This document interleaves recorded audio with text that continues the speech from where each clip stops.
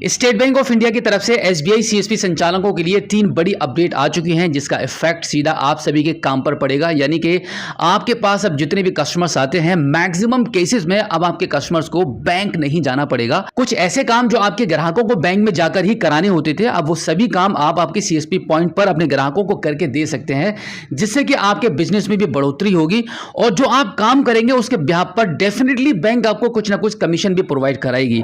तो सबसे पहली अपडेट की तरफ हम बढ़ते हैं और अपडेट यह है कि अब आप जो माइनर अकाउंट को ओपन करते हैं, एसबीआई सीएसपी पॉइंट पर माइनर अकाउंट को ओपन करने में काफी मुश्किलें सामने आ रही थी, जिनको बैंक ने सभी को हटा दिया है। जैसे कि इससे पहले माइनर अकाउंट को ओपन करने के लिए बर्थ सर्टिफिकेट, आधार कार्ड और पैन कार्ड और भी कुछ सर्टिफिकेट, पेरेंट्स की आईडी, इन सभी चीजों की आपको जरूरत पड़ती थी। अब सिर्फ मात्र आधार कार्ड के माध्यम से ही आप अपने माइनर कस्टमर का अकाउंट को ओपन कर सकते हैं। और दूसरी बड़ी अपडेट है एटीएम कार्ड को लेकर। आपके पास कोई भी ऐसा कस्टमर होता है जिसका एटीएम कार्ड एक्सपायर हो गया होता है, खो गया होता है या उसको बनवाना होता है, तो उसके लिए आप एक फॉर्म को फिल करके अपनी सेंटर की मोहर और सिग्नेचर लगाकर उसको बैंक में भेज देते थे। बैंक उसके एटीएम कार्ड को अप्लाई करती थी। अब यह काम आप आपके सेंटर पर खुद ही कर सकते हैं आपके एसबीआई पॉइंट के थ्रू। और सिर्फ इतना ही नहीं, एक बार एटीएम कार्ड को अप्लाई करने के बाद उसके स्टेटस को ट्रैक करके भी आप कस्टमर को यह जानकारी दे सकते हैं किस दिन आपने इस एटीएम कार्ड को अप्लाई कराया था और वो किस पोजीशन में है, आपके घर पर कब तक आने वाला है। ये सभी डिटेल्स अब आपके सिस्टम से ही निकाली जा सकती हैं। तो ये एक बहुत बड़ी अपडेट है आप सभी के लिए, जितने भी स्टेट बैंक ऑफ इंडिया के सीएसपी संचालक हैं उनके लिए, उनके ग्राहकों के लिए। क्योंकि यहां पर मैक्सिमम केसेस में यह होता था कि एक बार बैंक में एटीएम को अप्लाई करने के बाद पोस्ट ऑफिस के माध्यम से अगर कस्टमर के एड्रेस पर एटीएम नहीं पहुंच पाया तो बैंक उनको ट्रैकिंग नंबर या उसका ट्रैकिंग स्टेटस चेक करके नहीं बताती थी, जबकि ये सभी जानकारियां बैंक में होती हैं।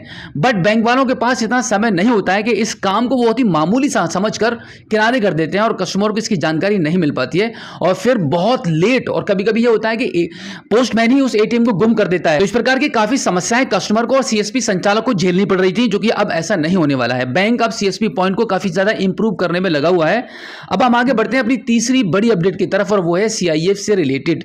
यानी कि आप इससे पहले जितने भी कस्टमर ऐसे होते हैं जिनका सीआईएफ से ट्रांजैक्शन होता है, तो अगर आपको किसी का बैलेंस इंक्वायरी करना है और उसकी फिंगर नहीं आ रही है, कस्टमर आपके पास अवेलेबल नहीं है, तो उसके अकाउंट में आप कुछ 1-2 रुपया डिपॉजिट करके आप उसके अकाउंट में जो बैलेंस मौजूद है उसको आप देख सकते थे। लेकिन अब यहां पे अपडेट यह है, ये सब काम हो पाएंगे, लेकिन बैंक ने यहां पर पैसा डिपॉजिट करने के मामले में सीआईएफ नंबर को लेकर यह डिसीजन ले लिया है कि भाई इस पर एक लिमिट सेट कर दी गई है। अब आप सीआईएफ के माध्यम से मिनिमम 100 रुपीज से कम का अमाउंट आप डिपॉजिट नहीं कर पाएंगे। यानी कि मिनिमम आप 100 रुपए डिपॉजिट कर पाएंगे और मैक्सिमम आपका 20,000 तक डिपॉजिट हो जाएगा सीआईएफ नंबर के माध्यम से।